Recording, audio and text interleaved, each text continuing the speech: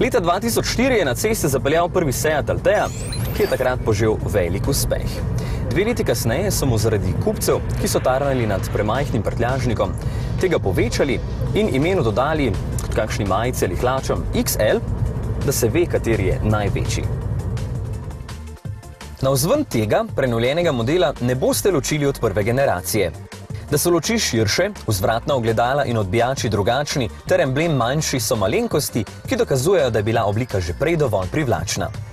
Vse spremembe so bolj ali manj pod pločevino in v notranjosti. Kabina je precej osvežena, da ni več tako dolgočasna. Merilniki zdaj svetijo belo, nov večfunkcijski volan pa potrebuje nekaj privajanja, da boste znali upravljati vse naprave, ki jim lahko tukaj ukazujete. Poleg tega je novo tudi upravljanje z ventilacijo in tisto, kar boste najprej opazili, radio. Žal pa niso odpravili zelo pomembne slabosti nakladalnega roba, zaradi katerega je včasih nerodno natovarjati večje predmete v ta ogromen 532-litrski prostor, ki ga lahko povečate na kar 1604 litre.